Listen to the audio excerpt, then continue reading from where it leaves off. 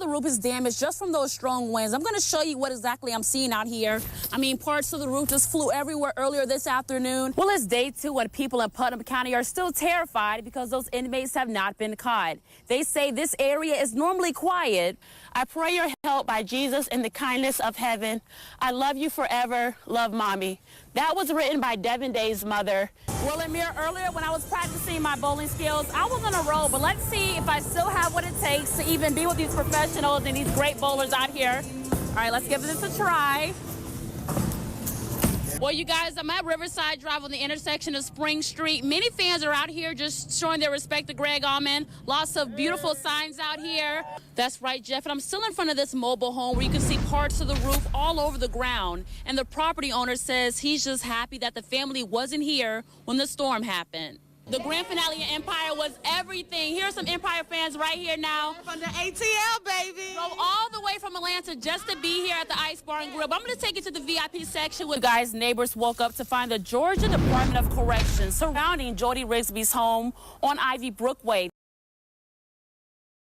Friday morning was normal for Leanne Willard of Crawford County. She was smoking a cigarette while looking out at her neighbors' homes. I couldn't understand exactly what they were screaming about then. And then next thing I know, there's 2 gunshots.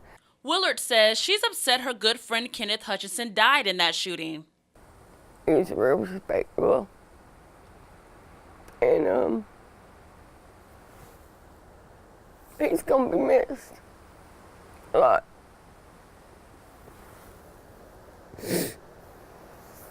A lot.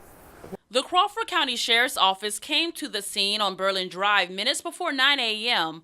That was 2 hours after Hutchinson was murdered, according to GBI Special Agent J.T. Rickinson. During those 2 hours, agents say 58-year-old murder suspect Thomas Gary Palmer kidnapped Mildred Diane Taylor and took her to Monroe County.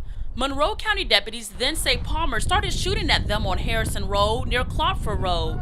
Rodney Castile and Christopher Tolan witnessed it. We heard what sounded like the grand finale of a fireworks show.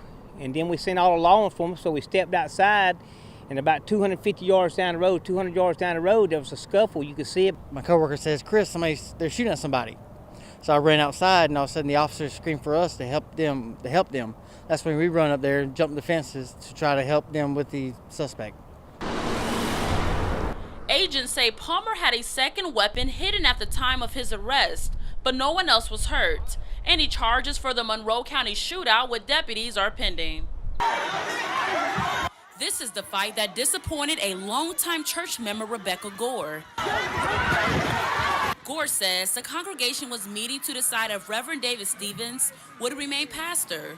Then Bibb County deputies say people started throwing punches.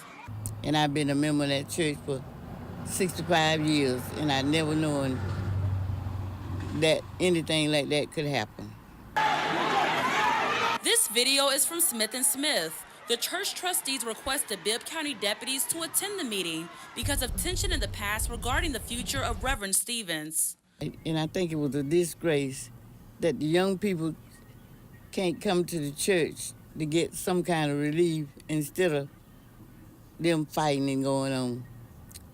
And I just think it wasn't right. Gore believes many started the fight without really thinking about the consequences. And I'm sorry that it ever happened. I'm really sorry. Because they don't think about what they have done themselves. They're thinking about what's happening now. But she still believes things can be back to normal again. And I hope the young people come back for the right reason and not with no hatred in their heart. When deputies saw the tension, they stopped the voting process until a later date. Well, I first introduced you to 76-year-old Janice Norris of Monroe County last Monday. She was fixing a cup of coffee right before the tornado hit her home, and now she's making lots of phone calls to get the damage fixed. And it's just not a whole lot you can do. You just got to hope and pray. It's been a slow process and a sad one for Janice Norris to get things back to normal. That makes you want to cry, and this one really makes you want to cry.